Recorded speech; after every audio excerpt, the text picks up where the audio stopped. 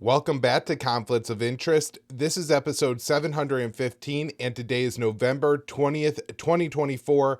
I'm the host of the show, Kyle Anzalone. Got a lot of important stories to discuss on today's show, so I want to jump right into it after I mention where you can find and share the show. It's hosted at the Libertarian Institute and reposted on the blog at antiwar.com, YouTube, Rumble, or Odysee for the video version of the show. If you're listening on YouTube, please hit the notification bell. That way they let you know when a new episode of the show comes out. It's up anywhere you can listen to audio podcasts, so be sure to subscribe to the show so you don't miss an episode. And you can follow me on Twitter at @KyleAnzalone_. Again, I got a big announcement coming out this week, so it'll go up first on Twitter, and you want to be following me there so you can find out about really a huge announcement. Very excited to let you all know. Definitely we'll talk about on the Friday episode of the show, but follow me on Twitter. That way you catch it there, along with everything else I write, all the articles I think are important, and every episode of this show. All right, starting off with this article I wrote yesterday at the Libertarian Institute.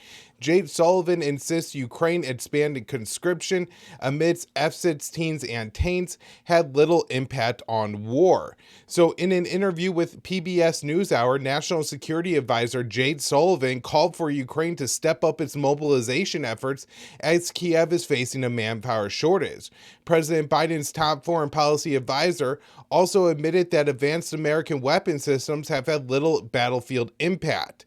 And so I just want to mention here that with Biden's certainly diminished cognitive state, there's no way that he is involved in day-to-day businesses and decision-making when it comes to all the different wars the U.S. is undergoing. I think there's some debate whether it's really Blinken or Sullivan who is running U.S. foreign policy, but certainly Sullivan is number one or the number two man in making decisions here. So when we listen to him, we have to understand that this is, in respects, possibly the real commander-in-chief of the United States right now.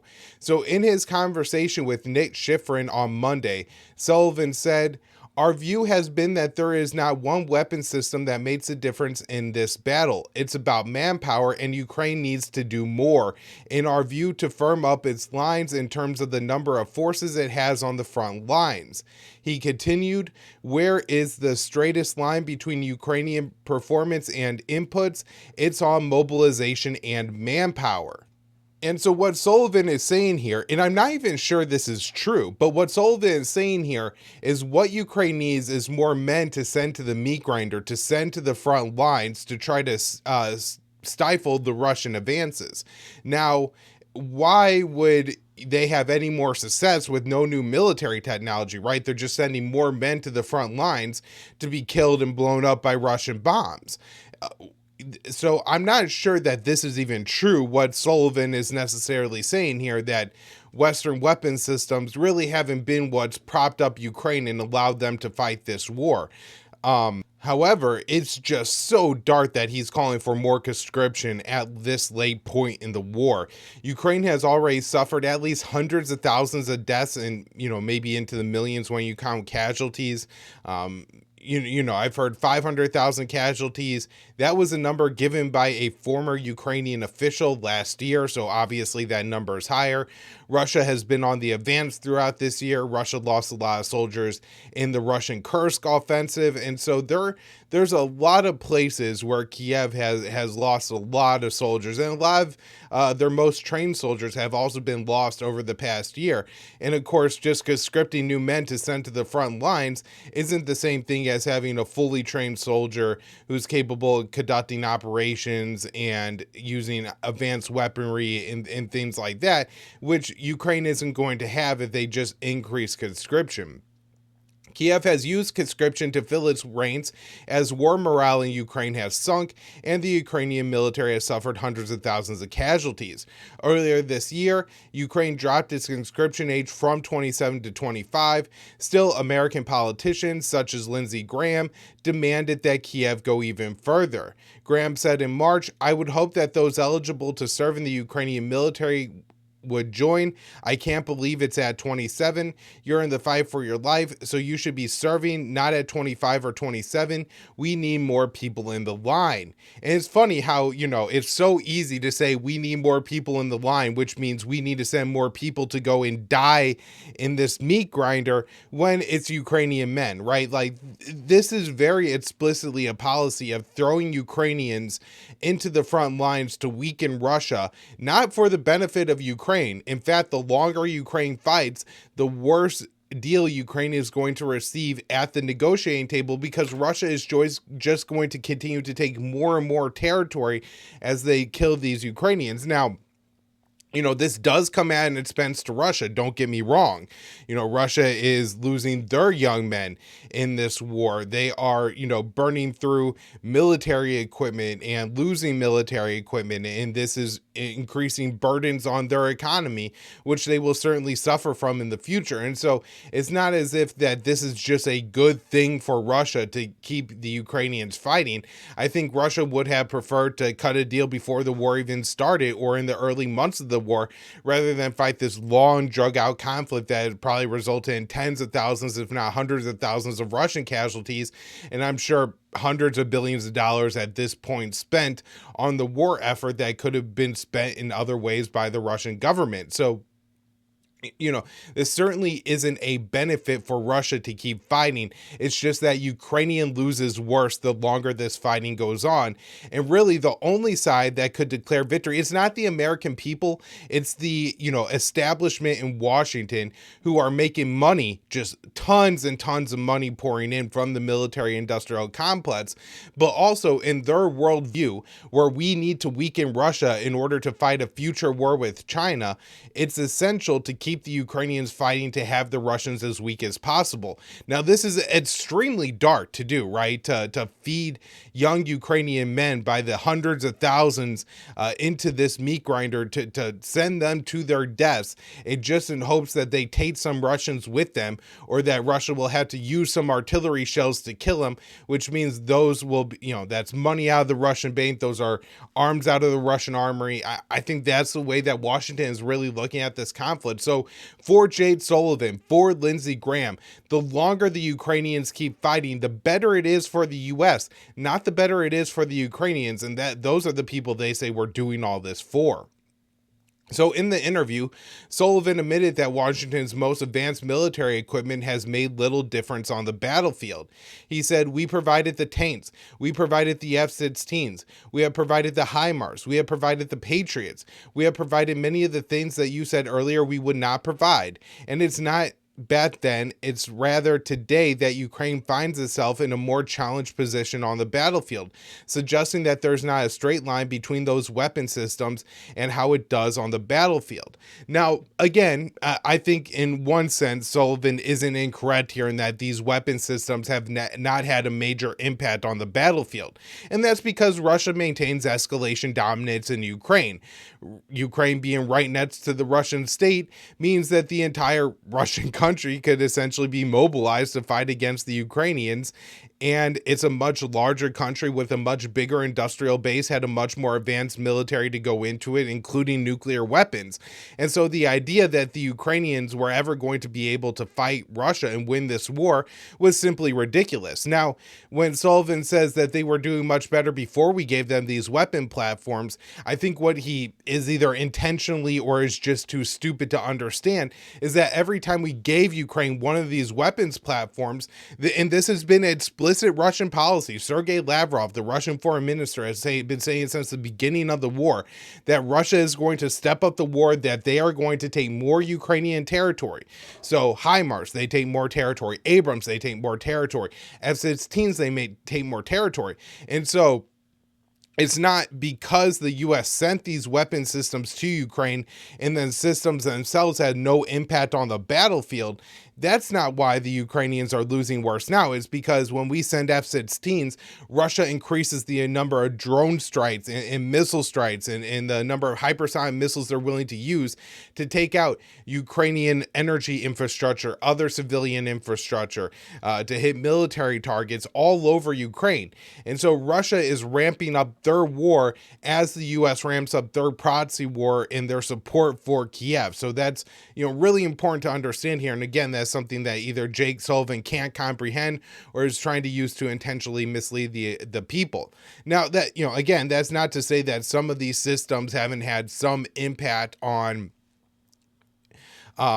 Ukraine being able to hit targets, arms depots in Russia, troop concentrations in Russia. I'm sure that some of these weapons platforms have actually delivered meaningful impacts on the Russian side. However, even if you have a slight setback of Russia in the beginning of the war, if they're just going to intensify their invasion and conduct more operations, more strikes in Ukraine, it doesn't necessarily mean that Ukraine's going to do better just because these weapons were put in, even if it meant that Ukraine was able to inflict some blows on the Russians with these weapons. So I write, while the advanced weapons have failed to turn back the Russian advance, they have escalated tensions between Moscow and Washington. The Kremlin has warned that Western support for Ukraine has Russia on the brink of a direct war with NATO. The lack of success in Russian threats have not deterred the White House, as this week marked another major escalation in the conflict, with Biden greenlighting Kiev to use American long-range missiles for attacks inside Russia. Russian President Vladimir Putin has altered Russia's nuclear doctrine to allow it to use nuclear weapons in response to such long-range attacks. Now, I want to just add with that, and before we wrap up here, that I don't think this necessarily means that Russia is going to immediately escalate to using nuclear weapons in Ukraine. I think Russia has several other options that they would likely escalate to before they end up using nuclear weapons, such as attempted decapitation strikes in Kiev targeting Zelensky, the head of Ukrainian military command, other top Ukrainian officials, even civilian officials. I think he would really try to cause a blackout in Ukraine, taking out all the energy infrastructure, would target NATO forces, maybe not embassies, but certainly any place where he believes that there are NATO soldiers. Putin would probably carry out attacks, maybe even attack a NATO base in a third country before resulting to a nuclear war in Ukraine. However, I do think that this particular authorization to allow long-range strikes with American missiles inside Ukraine, it moves us multiple steps in the direction of a nuclear war. So let's talk about those nuclear weapons, or those ATACMS, real quick. Ukraine fires U.S.-provided ATACMS into Russia in major escalation. So Ukraine has fired U.S.-provided Army tactical missile systems, or ATACMS, into Russia, marking a major escalation in the conflict that Russia has made clear risks a nuclear war. The escalation came as Russian President Vladimir Putin formalized changes to Russia's nuclear doctrine that lowered the threshold for the use of nuclear weapons, a step he took in direct response to President Joe Biden authorizing Ukraine's use of ATACMS, which have a range of about 190 miles, in strikes deep inside Russia. The Russian Defense Ministry said that Ukraine fired 6 ATACMS at one of its oblasts. It's a neighboring oblast to Kursk, and so this is interesting because it kind of walks the line between what the U.S. had already authorized Ukraine to do, which was to strike Russian targets beyond the border if they were involved in operations in Ukraine. Now, this arms depot is in a territory next to Kursk, and it's pretty far from the Russian-Ukrainian border, at least as far, probably a few hundred miles or so, or well over 100 miles, I should say. And with this attack, it's not completely outside of what the U.S. had. It is completely outside of, as far as the territory lines, of what the U.S. had already authorized, but they are attacking military targets that are related to the operations in Ukraine inside Russia, which have been previously authorized. Now, if they start attacking civilian targets inside Ukraine, I think that's where Russia really starts to ramp things up. My guess is that the response to this is just more strikes on Ukrainian cities with larger and larger Russian missiles, more and more drones. So the Russian Defense Ministry said that the Ukrainian ATACMS, this is the statement, at 3:25 a.m. this morning, the enemy struck a site on the territory of the Bryansk region with 6 ballistic missiles. According to confirmed data, U.S. tactical missiles were used. As a result of the anti-missile battle, 5 missiles were shot down. 1 was damaged by crews of S-400s and Panstar missile defense systems. Now, I did see some evidence that there was some damage. There was a fire that was caught.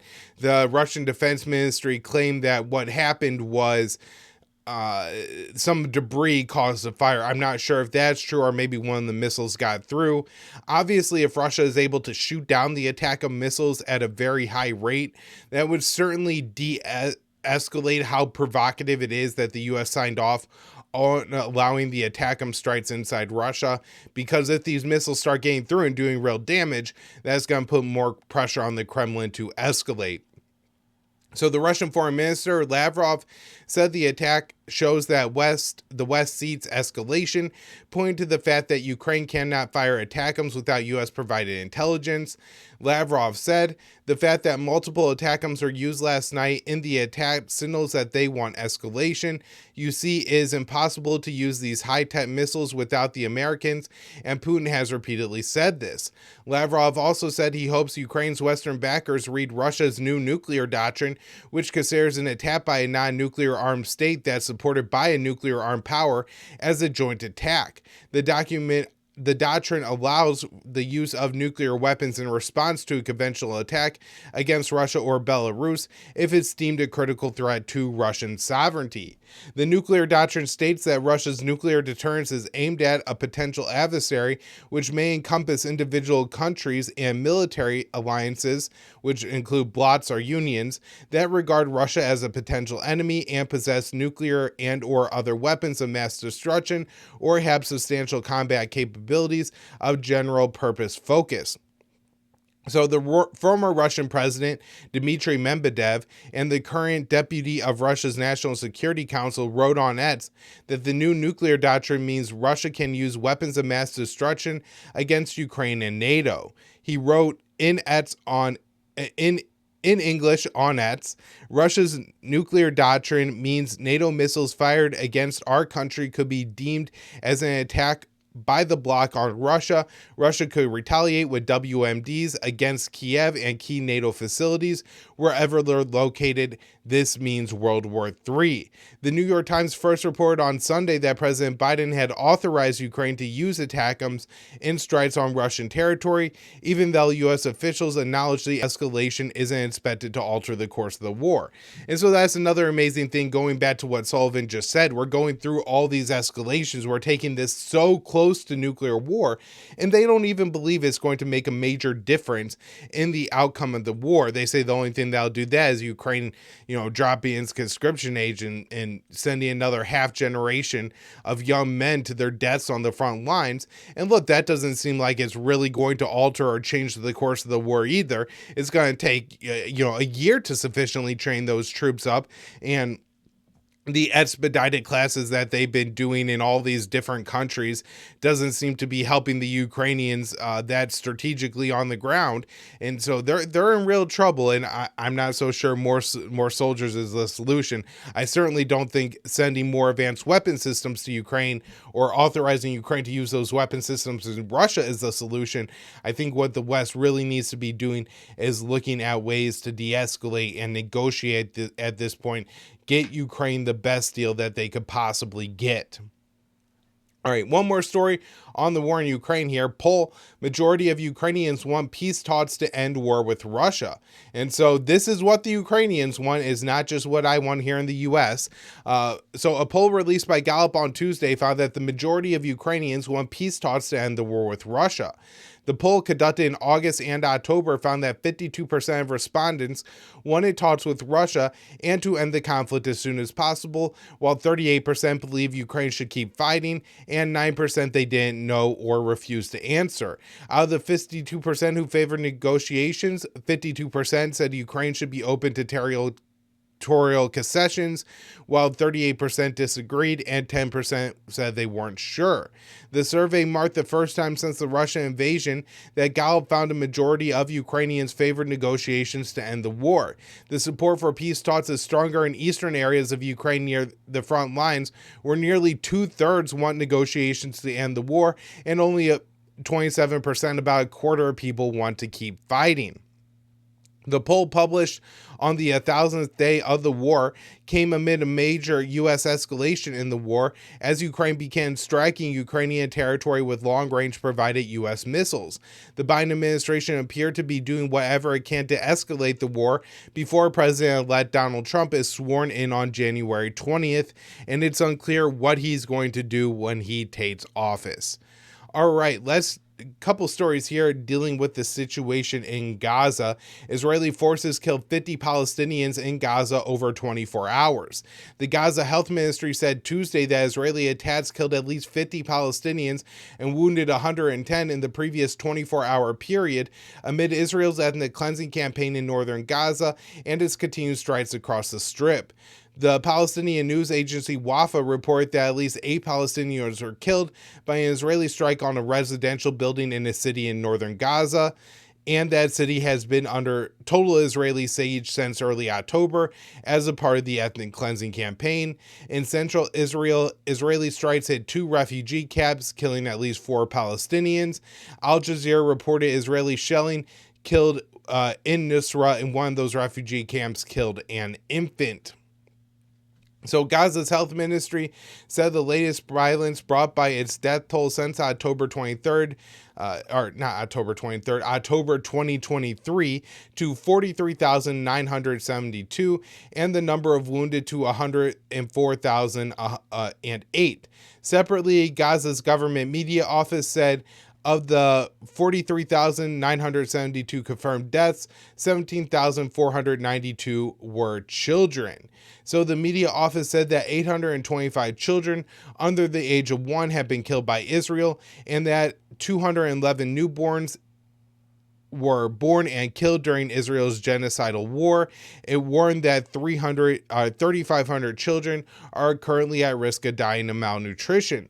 The death toll from the health ministry is considered a low estimate, as it doesn't account for Palestinians who died in some way and were not brought to a hospital or a morgue, and the death toll is likely over 100,000, according to American doctors who have served in Israel or in Gaza at healthcare facilities, medical professionals. So next up here, internal dissent letter attacks White House for not following through with demands that Israel increase flow of aid to Gaza.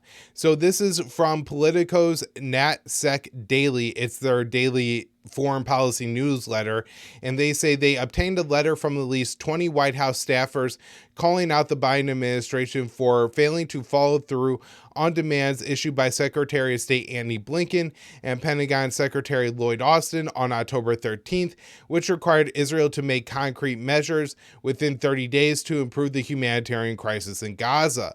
The letter represents the latest internal pushback against the White House's policy towards Israel's offensive in Gaza and calls for cutting military aid to Israel. So the staffers write, "You are running out of time to do the right thing, but decisive action could save precious lives in the next 2 months."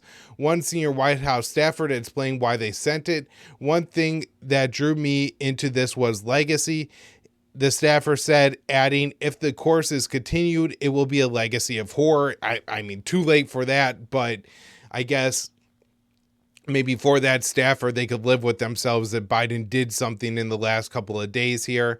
So while acknowledging Biden is on his way out, the staffers in the new letter argued that U.S. support for Israeli military operations violates multiple federal statutes, including the Convention Arms Transfer Policy and the Foreign Assistance Act and the Leahy laws.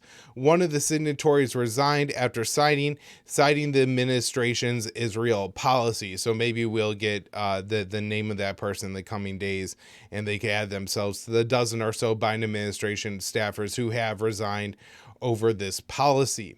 Okay, this is stunning. White House to hold first first U.S.-Israel panel meeting on Tel Aviv using American weapons to kill civilians in Gaza.